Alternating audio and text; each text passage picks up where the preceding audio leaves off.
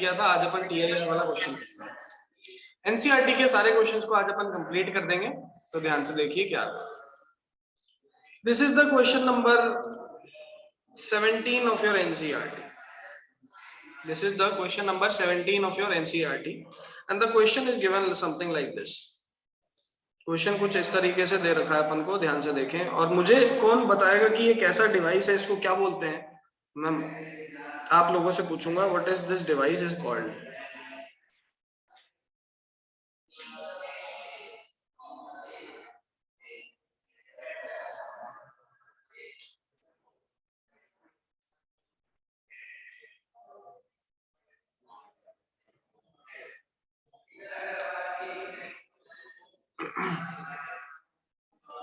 चलिए, इस तरीके से मेरे पास डिवाइस है, और इस डिवाइस को क्या कहा जाता है, कौन मुझे बता सकता है, हैंड रेज करके बताइए क्या कहा जाता है इसको।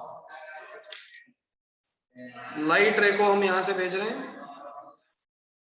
ये अंदर रिफ्रैक्ट कर रही है, दूसरे फेस पे जाके ऐसे वापस से रिफ्लेक्ट कर रही है, देन अगेन ऐसे रिफ्लेक्ट कर रही है। My question is what is this device called. इसको क्या कहते हैं विश्वेंद्र। सर ऑप्टिकल फाइबर लग रहा है देखने से तो। ऑप्टिकल फाइबर कहते हैं इसको, बहुत ही अच्छी बात है, very good. This is known as the optical fibre. An optical fibre works on the principle of total internal reflection. Optical fibre किस प्रिंसिपल पे वर्क करता है, तो टीआईआर टोटल इंटरनल रिफ्लेक्शन के प्रिंसिपल पे वर्क करता है। ठीक है, it works on the principle of TIR total internal reflection. चलिए, टोटल इंटरनल रिफ्लेक्शन के प्रिंसिपल पे टीआईआर पे हमारा ऑप्टिकल फाइबर जो है वो वर्क करता है। कोई दिक्कत वाली बात इसमें नहीं होनी चाहिए किसी को। माय नेक्स्ट थिंग इज, इस क्वेश्चन में हमसे क्या पूछ रखा है, तो आइए ध्यान से देखिए। बाहर वाले आउटर कवरिंग को क्लैडिंग कहा जाता है, ये अपन ने क्लास में देखा था, और इनर मटेरियल को कोर कहा जाता है। क्लैडिंग का रिफ्रैक्टिव इंडेक्स कोर से कम होना चाहिए, तो इसका रिफ्रैक्टिव इंडेक्स 1.44 और इसका है 1.6। तो दोनों का रिफ्रैक्टिव इंडेक्स हमें प्रोवाइडेड है। हमें बोल रहा है कि आप बताइए कि जो इंसिडेंट एंगल है आई, ये इंसिडेंट एंगल आई जो है इसकी रेंज क्या क्या हो सकती है।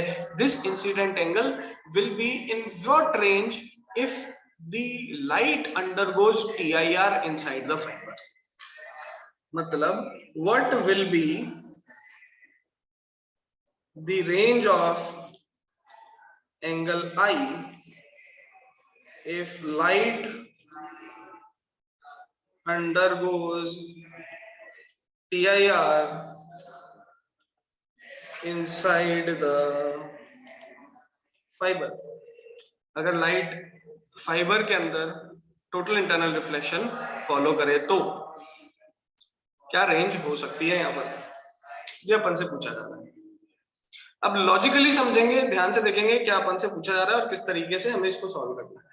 देखिए, अगर अंदर वाले सरफेस पे टीआईआर हो रहा है, दैट मींस यहां वाला एंगल मिनिमम किसके बराबर होना चाहिए, क्रिटिकल एंगल के। यहां वाला एंगल मिनिमम किसके बराबर होना चाहिए, क्रिटिकल एंगल के बराबर होना चाहिए। ठीक है, तो आप क्या करेंगे, सबसे पहले इस एंगल को फाइंड करें, मिनिमम इस क्रिटिकल एंगल को फाइंड करोगे। ये वाला एंगल 90 है, तो ये वाला एंगल हो जाएगा 90 माइनस आईसी। ये वाला एंगल कितना हो जाएगा, 90 माइनस आईसी। और फिर आप यहाँ पर स्नेल्स लॉ लगा के आई की वैल्यू कैलकुलेट कर सकते हो। अब क्योंकि यहाँ पर आई की वैल्यू की रेंज निकाली जा रही है, तो एक बार तो हम आउटर क्लैडिंग को अज्यूम करेंगे और एक बार हम आउटर क्लैडिंग को अज्यूम नहीं करेंगे। दो केस अपन यूज करेंगे। In one case there will be the outer cladding. पहले केस में हम आउटर क्लैडिंग को मानेंगे और दूसरे केस में हम आउटर क्लैडिंग को यहाँ पर नहीं मानेंगे। ये दो केसेस हमारे पास यहाँ पर निकल के आते हैं। चलिए ध्यान से देखिए।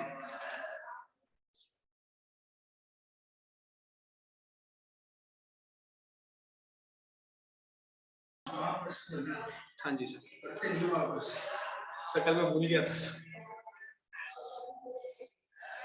चलिए, तो हम क्या देख रहे हैं, दूसरे सरफेस पे आईसी या फिर क्रिटिकल एंगल की बात कर रहे हैं। इस क्रिटिकल एंगल को फाइंड करेंगे अपन सेकंड सरफेस। ध्यान से देखिए, अगर मैं इस सरफेस पे क्रिटिकल एंगल को निकालना चाहता हूं, तो मेरे पास क्रिटिकल एंगल की कंडीशन होती है साइन आईसी अपॉन में साइन 90 बराबर रिफ्रैक्टिव इंडेक्स ऑफ क्लैडिंग इसको मटेरियल 2 बोल दो, इसको मटेरियल 1 बोल दो, तो μ2 1 या फिर μ2 by μ1। जब अपन इसको सॉल्व करते हैं तो साइन IC की वैल्यू निकल के आती है μ2 which is 1.44, μ1 which is 1.68। ठीक है, और यहां से जब इसको सॉल्व करा जाएगा तो IC की value comes out to be approximately 59 degree. IC की वैल्यू कितनी निकल के आती है? 59 डिग्री के आसपास निकल के आती है।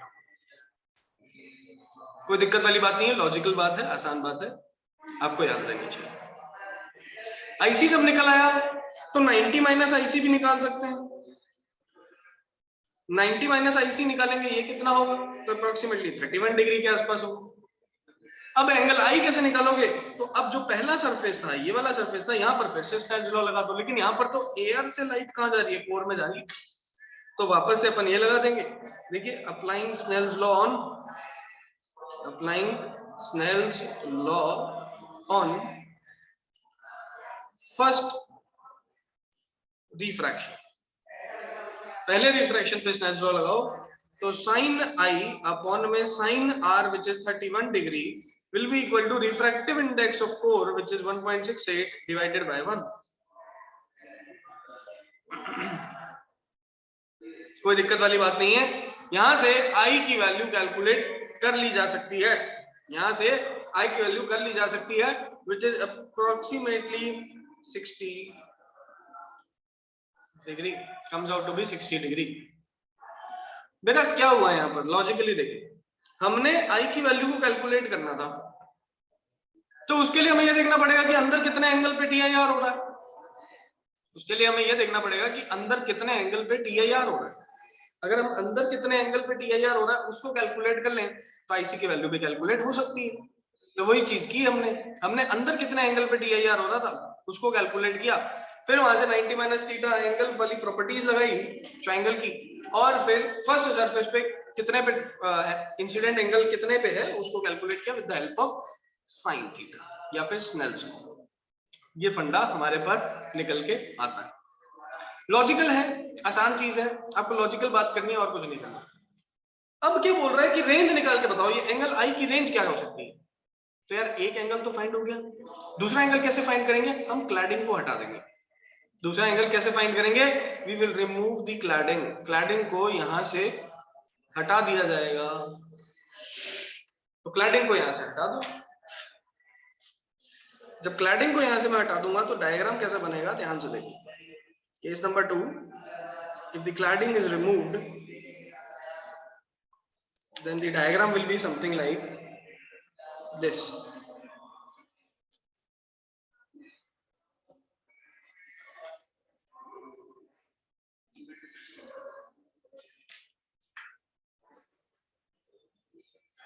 इस तरीके का डायग्राम रहेगा। लाइट ऐसे आएगी, अंदर जाके रिफ्रैक्ट करेगी, दूसरे सरफेस पे रिफ्लेक्ट करेगी, राइट। इस तरीके का डायग्राम हो जाएगा। फिर से वही सेम प्रिंसिपल अपन अपनाएंगे। हम यहाँ पर IC मानेंगे, इधर 90 माइनस IC मान लेंगे, इधर I मान लेंगे, वापस से वही सेम अड़ंगा करेंगे। देखिए बनाओ, सबसे पहले क्रिटिकल एंगल निकालते हैं। क्रिटिकल एंगल निकालने के लिए हम लिखेंगे साइन IC अपॉन में साइन 90 बराबर refractive index of air with respect to refractive index of core, तो 1 अपॉन 1.68। साइन IC की वैल्यू आ जाएगी 1 अपॉन 1.68। जब सॉल्व करेंगे तो this comes out to be IC is equal to 36 degree approximately. IC की वैल्यू कितनी निकल के आई? यहां से 36 डिग्री निकल के आ गई। 36 डिग्री यहां से निकल के आ गया, तो 90 माइनस IC की वैल्यू कितनी होगी, जो कि R है। 90 माइनस IC की वैल्यू होगी 90 minus 36, so this will be 54 degree. चलिए 54 डिग्री आ गया। अब वापस से एंगल I निकालने के लिए हम क्या करेंगे? Snell's law. तो angle I upon angle 54 degree is equal to refractive index of material 1.68। Solve कर लो, यहां से I की वैल्यू निकाल लो।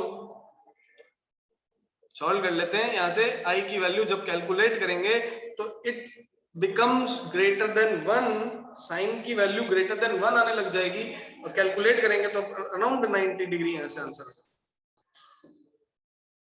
तो देखिए जब क्लैडिंग को माना तब इंसिडेंट एंगल 60 आ गया, जब क्लैडिंग को नहीं माना तो इंसिडेंट एंगल 90 आ गया। क्लियरली यहाँ से एक बात अपन को समझ में आती है कि आपका जो इंसिडेंट एंगल है वो 60 से 90 के बीच में होना चाहिए, ताकि हमारे दूसरे सरफेस पे अंदर जाके क्या हो, ताकि हमारे दूसरे सरफेस पे अंदर जाके टोटल इंटरनल रिफ्लेक्शन परफॉर्म हो जाए। So we can say the light must incident at angle between 60 degree and 90 degree so that it undergoes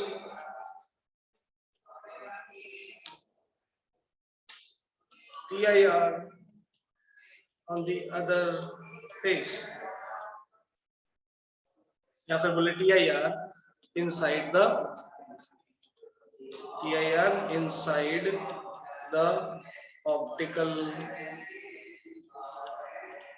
fiber, ताकि वो ऑप्टिकल फाइबर में TIR हो पाए। बताइए ये बात सबको क्लियर होती है कि नहीं होती? यस और नो? क्वेश्चन बहुत अच्छा है, क्वेश्चन बहुत लॉजिकल है, लॉजिकल सवाल है, आपको करना है बेटा, बहुत इंपॉर्टेंट चीज है, ध्यान से याद रखेंगे सब।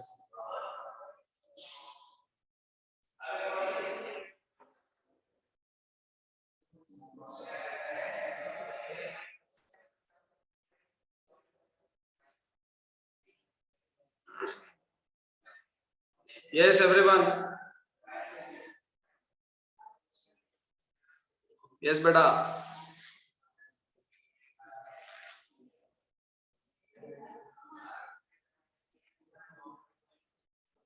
चलिए बहुत बढ़िया, वेरी गुड,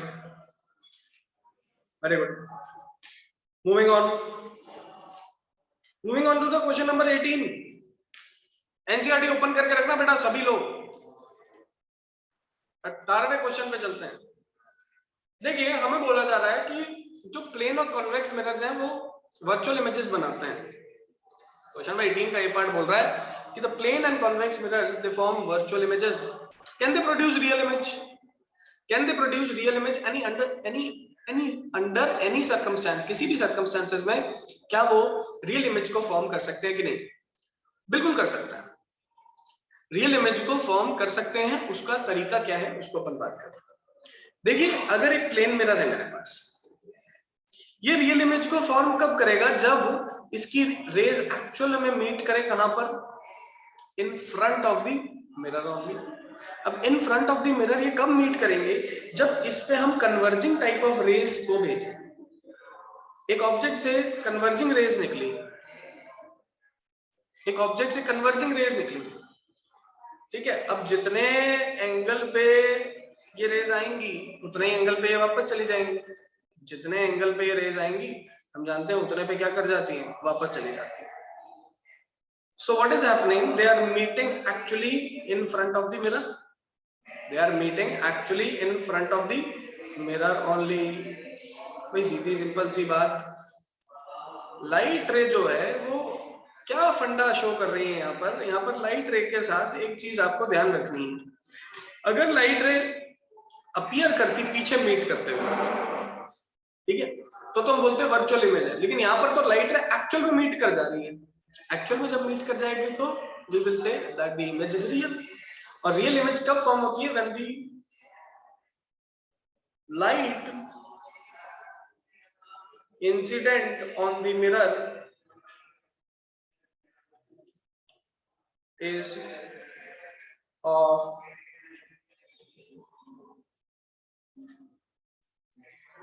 converging nature। जब लाइट मिरर पे जो अपन इंसिडेंट करवाएंगे कैसे नेचर की हो? कन्वर्जिंग नेचर की। अगर वो कन्वर्जिंग नेचर की है तो इमेज जो बनेगी उससे वो रियल बनेगी। सो यहाँ जो इमेज बनी कैसी बनी? Real. So I hope you are getting it। किस तरीके से हमने रियल इमेज को यहाँ पर फॉर्म करवाया है आप देखिए। कन्वर्जिंग रेज को अपन ने इंसिडेंट करवाया। These converging rays after getting reflection, or we can say after getting reflected from the surface, they are meeting in front of the mirror only। they are meeting in front of the mirror only, and if they are meeting in front of the mirror, they are meeting they are actually meeting in front of the mirror, so we can say that the image is formed as a real image is formed as a real image। तो ये चीज का ध्यान रखें सभी लोग, clear होना चाहिए। चलिए बी पार्ट देखते हैं। यहां बोल रहा है a virtual image cannot be seen, a virtual image cannot be seen on a screen। ठीक है, एक वर्चुअल इमेज को हम स्क्रीन पे नहीं ले सकते, लेकिन अगर अपन किसी वर्चुअल इमेज को देखें तो वो हमारी आंख में आ जाती है। So whenever a virtual images are seen, जैसे कि हमारे मिरर है, ठीक है, इस प्लेन मिरर के अंदर हमारी इमेज बनती है। हम जानते हैं प्लेन मिरर के सामने खड़े हो जाए तो इमेज भी इसके अंदर बन जाएगी, और मुझे ये इमेज दिख रही होती है। We can view this image, we can view this image, हम इस इमेज को देख सकते हैं। अब यार हम इस इमेज को देख सकते हैं, दैट मींस हमारे आईज के रेटिना पे ये वाली इमेज फॉर्म हो रही है, तभी हम इसको देख पा रहे हैं।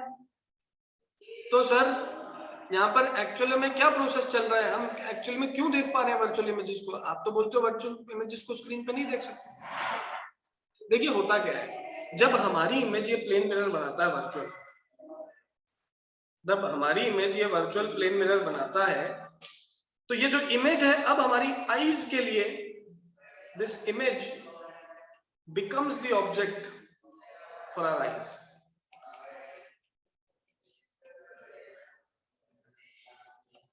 ये इमेज हमारी आईज के लिए क्या बन जाता है? ऑब्जेक्ट का काम करता है। जब ये इमेज हमारी आईज के लिए ऑब्जेक्ट का काम करेगी तो ऑब्वियसली हमारी आंखों में इसकी एक इमेज बन जाएगी। ठीक है, वर्चुअल इमेजेस को देखें तो वो हमें कैसी दिखती हैं? हमारी आंखों में दिख जाती है, हमारी आंखों में उसकी इमेज फॉर्म होती है। इसका मतलब ये है कि those are considered as objects. अब उनको इमेज की तरह कंसीडर नहीं किया जा रहा है, अब उनको हम ऑब्जेक्ट्स की तरह कंसीडर कर रहे हैं। लॉजिकल है, आसान बात है, सभी लोग बताएंगे, सबको क्लियर होती है बात की नहीं है। सॉरी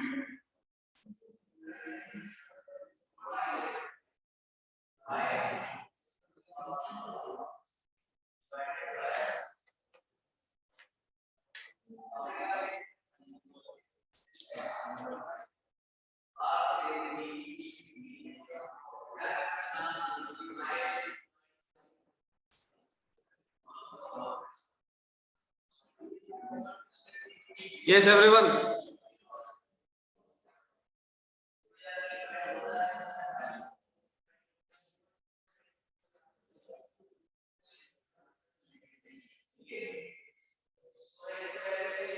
बताओ भाई सभी।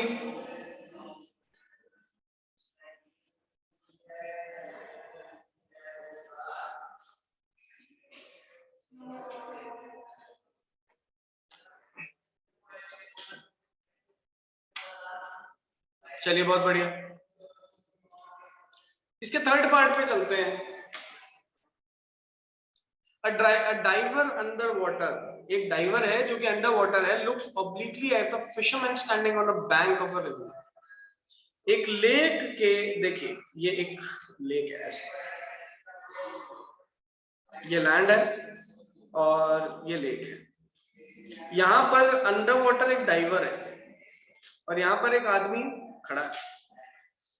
जब ये डाइवर इस आदमी को देखेगा तो इस आदमी की हाइट बड़ी दिखेगी छोटी दिखेगी? कौन बता सकता है? ऐसी चीज अपन पहले भी क्लास में डिस्कस कर चुके हैं। कौन बता सकता है इस आदमी की हाइट बड़ी दिखेगी कि छोटी दिखेगी? यस,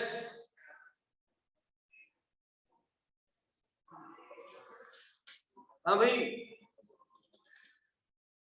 कुणाल चौधरी, बताओ क्या आंसर होगा इसका?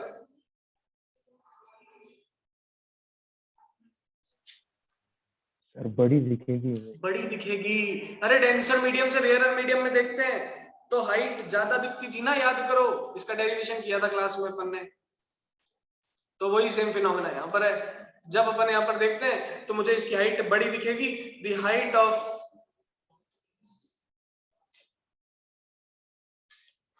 Of person will appear more, height of person will appear more, ज्यादा दिखेगी, खत्म बात।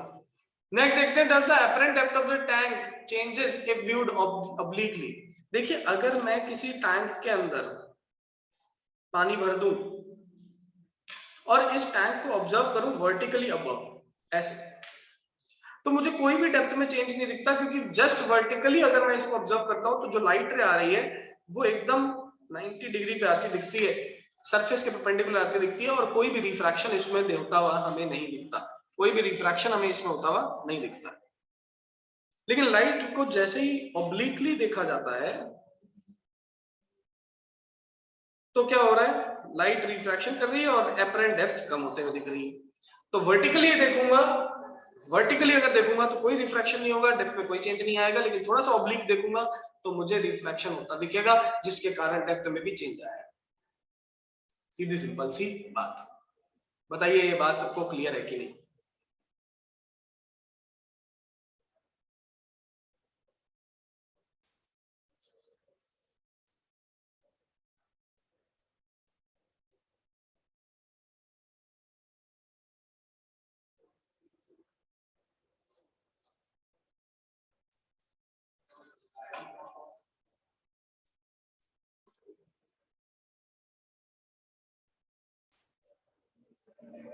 अब देखिए नेक्स्ट जो है वो बात कर रहा है एक डायमंड की। एक डायमंड जो होता है उसके फेस पे आप देखें तो ऐसे छोटे छोटे कट्स होते हैं, ठीक है, ऐसे छोटे छोटे कट्स होते हैं, हमने पहले भी बात की थी। एक डायमंड के फेस पे जितने छोटे छोटे कट, जितने फाइन कट्स होंगे, उतना ही वो डायमंड जो है, उतना ही वो डायमंड महंगा होता रहेगा। ऐसा क्यों? क्योंकि लाइट जब इसको एंटर करेगी, लाइट अंदर कंटिन्यूअसली क्या करती रहती है, टोटली रिफ्लेक्ट करती रहती है, जिसके कारण लाइट एक बार अंदर जाती है और एंट्रैप होके रह जाती है, जिसके कारण बहुत ज्यादा शाइन आती है इसकी। ये शाइन करता है ब्राइटली, शाइन करता है ब्राइटली। अब इसके ब्राइटली शाइन करने का रीजन क्या है? ये कट्स क्या कर रहे हैं, लाइट को अंदर ही रिफ्लेक्ट करवा रहे हैं। अब लाइट जब इंटरनल रिफ्लेक्शन करेगी तो वो ब्राइट शाइन करेगा ये डायमंड। अब डायमंड का जो क्रिटिकल एंगल है वो कितना रखा जाता है, तो अप्रोक्सीमेटली 24 डिग्री होता है इसका क्रिटिकल एंगल। तो हम हर कट को इस तरीके से देते हैं कि लाइट इस पे 24 डिग्री पे इंसिडेंट करता है, और अंदर लाइट एंटर जो है कर रही है वो बाहर वापस ना आ पाए, अंदर ही एंट्रैप हो जाए। एंड इस एंट्रैपमेंट से, due to this entrapment of light, the diamond shows a very bright shining. ठीक है, कौन सा प्रिंसिपल लगा इस पे? टोटल इंटरनल रिफ्लेक्शन वाला प्रिंसिपल। लॉजिकल है, आसान बात है, सबको समझ में आनी चाहिए। बताइए सबको बात क्लियर है कि नहीं? यस और नो? क्वेश्चन नंबर 19 और 20 अपन पहले कर चुके हैं। क्वेश्चन नंबर 21 भी हमने क्लास के अंदर किया है। क्वेश्चन नंबर 22 कल कर चुके थे। फटाफट बताइए यहां तक सबको क्लियर है कि नहीं? यस और नो?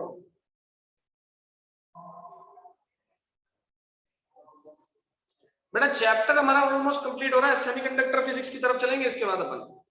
वेव ऑप्टिक्स जो है वो आपको बाद में मिनार सर करवा देंगे, अभी उनका शायद चैप्टर चल रहा है, ठीक है। इसके बाद अपन चलेंगे सेमीकंडक्टर फिजिक्स, जिसको अपन बोलते हैं इलेक्ट्रॉनिक्स। इलेक्ट्रॉनिक्स के पार्ट में चलेंगे, थोड़ा इंटरेस्टिंग चीजें देखेंगे। अब आगे जो इंटरेस्टिंग पार्ट है ना, मैं तुम्हें बताता हूँ, मजा आ जाएगा सुन के। सेमीकंडक्टर जो चैप्टर है वो निहायत ही आसान चैप्टर है, मतलब भयंकर इजी चैप्टर है, मतलब इसमें कुछ भी नहीं है इस चैप्टर के अंदर, ऐसा मान लो। लेकिन इस चैप्टर से 8 मार्क्स मिलेंगे आपको, 8 मार्क्स। बहुत इंपॉर्टेंट चैप्टर, बहुत ही आसान चैप्टर, क्योंकि मुश्किल पोर्शन बोर्ड ने हटा दिया। मुश्किल जो चीजें थी इसके अंदर वो बोर्ड ने हटा दी, सिर्फ आसान चीजें छोड़ दी। मैं आपको पहले ही बता रहा हूं, सेमीकंडक्टर जो चैप्टर है इतना निहायती आसान चैप्टर है कि मैं बता रहा हूं आपको, पढ़ने में दिक्कत आएगी ना याद करने में दिक्कत आएगी। मैं बता रहा हूं क्लास में एक बार पढ़ लिया ना, उसी में याद हो जाएगा चैप्टर, और 8 नंबर मिलेंगे इससे एग्जाम के अंदर। तो पूरा चैप्टर ही है ना, मतलब ऐसा समझ लो बहुत इजी है, बहुत इजी चैप्टर है। चलिए सीधा अपन इसके बाद चलते हैं क्वेश्चन नंबर, देखिए मायोपिया हाइपरमेट्रोपिया के आपको क्वेश्चंस दिख रहे होंगे बुक के अंदर, लेकिन those questions are been removed by the NCERT. NCERT ने उसको नए एडिशंस के अंदर से हटा दिया है, बोर्ड ने अपने कोर्स में से आई को हटा दिया है, तो ह्यूमन आई वाले क्वेश्चंस अब बोर्ड के अंदर नहीं पूछे जाते। ठीक है, ह्यूमन आई वाले क्वेश्चंस अब बोर्ड के अंदर हमसे नहीं पूछे जाते हैं, इस चीज का ध्यान रखें। चलिए अब चलते हैं सीधा क्वेश्चन नंबर 28 पे 28 पे बोल रहा है a man with a normal eye और नॉर्मल नियर पॉइंट, जिसका नियर पॉइंट कितना है 25 सेंटीमीटर है, वो एक मैग्नीफाइंग ग्लास लेता है जिसकी फोकल लेंथ कितनी है 5 सेंटीमीटर है। एक मैग्नीफाइंग ग्लास लेता है जिसकी फोकल लेंथ कितनी है 5 centimetre. What is the closest and the farthest distance at which he should keep the lens from the page so that he can read the book? कितने distance पे उसको अपने magnifying glass को रखना चाहिए ताकि वो उस बुक को इजीली रीड कर पाए। ये अपन से क्वेश्चन पूछा जा रहा है, ध्यान से देखना और समझना, ध्यान से देखना और क्वेश्चन को समझना, क्या कहना चाह रहा है उसकी बात करते हैं। देखिए अगर क्लोजेस्ट डिस्टेंस की बात की है और फारदेस्ट डिस्टेंस की बात की, क्लोजेस्ट के लिए हम फाइनल इमेज बनवाना चाहेंगे नियर पॉइंट पे 25 सेंटीमीटर पे और फारदेस्ट के लिए फाइनल इमेज बनवाना चाहेंगे इंफिनिटी पे। ठीक है, दोनों के लिए अलग अलग अपन इसको सॉल्व कर देते हैं। कैसे? यहां पर आएगा 1/f is equal to 1/v minus 1/u। f की वैल्यू 5, v की वैल्यू 25, माइनस 25 लिख दूं, माइनस 1/u। सॉल्व करते हैं, 1/u इधर आ गया, इधर चला गया 1/-25 माइनस 1/5। एलसीएम क्या आ गया 25, ऊपर आ गया 1 माइनस 1, इधर आ जाएगा -5, ये बनेगा -6/25। u की वैल्यू आ जाएगी 25/6 माइनस में, u की वैल्यू क्या आ जाएगी 25/6 माइनस में, और we can say this is -4.2 centimetre. मतलब हमने ऑब्जेक्ट को कहां रखा, एक बार इस जगह पे रखा 4.2 सेंटीमीटर पे रखा, तो उसकी फाइनल इमेज क्या बन गई नियर पॉइंट पे बन गई। अब फारदेस्ट अपन कहां देखना चाहते हैं इंफिनिटी पे, और इंफिनिटी पे अगर बनाना चाहता हूं तो ऑब्जेक्ट को कहां रखना पड़ेगा फोकस पे, जो कि है 5 सेंटीमीटर। इसका मतलब आप अपने ऑब्जेक्ट को 4.2 सेंटीमीटर से लेके 5 सेंटीमीटर के बीच में रखो तो आपको अपने ऑब्जेक्ट की मैग्नीफाइड इमेज आपको देखने को मिल जाएगी। ये आपसे क्वेश्चन पूछ रहा है। सेकंड पार्ट में पूछ रहा है आप बता दो इसका मैग्निफिकेशन कितना होगा। तो यार देखो, जब नियर पॉइंट पे इमेज बनवाई तो मैग्निफिकेशन का फॉर्मूला बताया था 1+d/f। 1 कितना, ऐसे ही d की वैल्यू 25, f की वैल्यू 5, आंसर आ गया 6। लेकिन जब फारदेस्ट बनवाते हैं तो मैग्निफिकेशन बनता है d/f। d कितना 25, ये कितना 5, आंसर आ गया 5।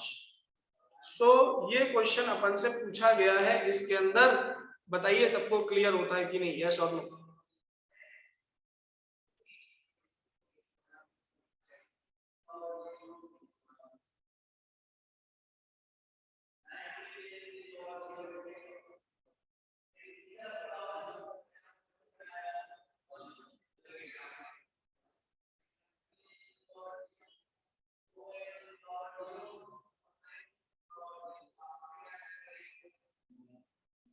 बताइए क्या ये बात सबको क्लियर है कि नहीं है।